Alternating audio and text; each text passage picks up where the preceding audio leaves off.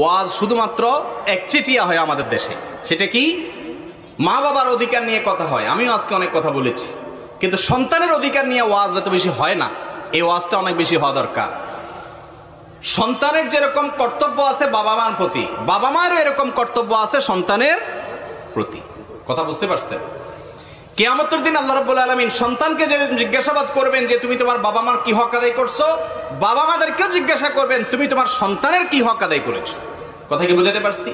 সন্তানের অধিকার কি অনেক লম্বা চড়া, সেদিকে আমি যাব না।